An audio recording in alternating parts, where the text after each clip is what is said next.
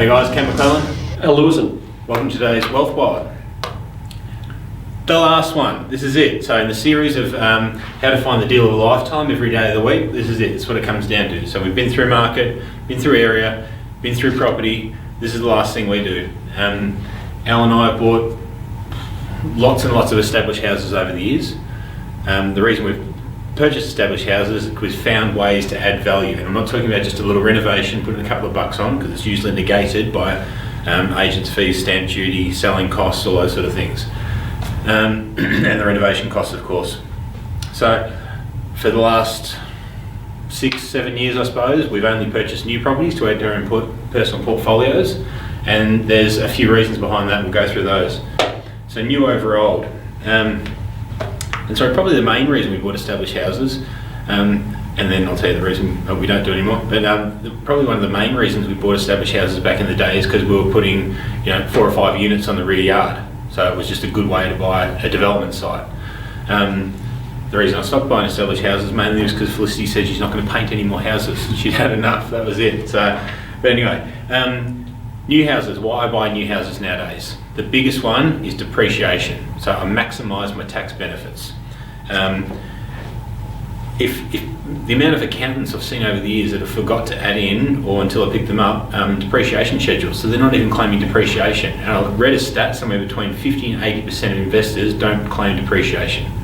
This is crazy. This is like throwing money away, throwing it up in a big ball and just letting it blow away. Can I give you one, guys, that isn't written in books and isn't talked about too much? The reason new over old for me is pretty simple. The riskiest time when you're buying an investment property is the first little bit of time, first 1 or 2 years until your rents have increased, you start covering the cost of your repayments. What? If you have a brand new house, guess what, guys? It's brand new, shiny and sparkly. All the tenants in the area want to live in that house. Yeah, now yours in a 1-year-old house, they move into your brand new house to be the first people to live there.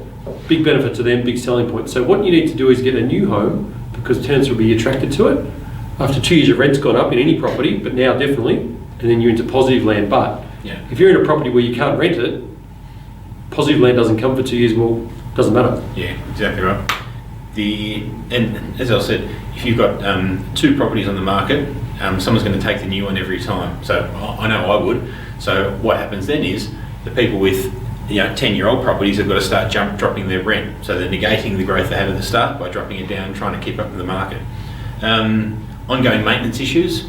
This is one of the big ones, and this impacts what Al said before, is trying to have a low cost to hold. If you throw maintenance issues again into the equation of your holding cost, then all of a sudden a property that's got up to the point where it's it's starting to get positive, and we only buy growth properties, but something that gets into the positive area, still a good growth property, you throw maintenance issues in and it drops down. That's money out of your back pocket, and you do that en masse when you've got lots and lots of properties. You don't want that issue. So let's say you're starting out as a property investor, guys. That's a really good point Cam's got there. You set yourself a pretty tight budget. I know I did it right at the start, and I'd say I need this much money to live off, this much money to go towards my investment portfolio, and so forth. Now, if you get unforeseen, unbudgeted expenses come up, need to replace toilets, sinks, hot water units, heaters, you've blown your budget, doesn't help you too much to grow your portfolio.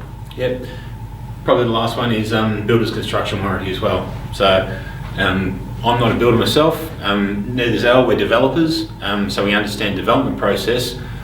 Besides getting a building inspector out to go through a property, and even though they just do a quick fly through, having builder construction warranty, if something goes slightly wrong with your property, in a structural sense, just call them up, get them back out there. And I've done this in the past.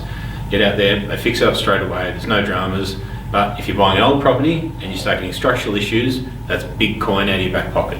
So guys, make your own decision, but that's the reason I purchased new over old nowadays. Hope you've enjoyed the map process. That's the last one, guys. We're moving on. That's it.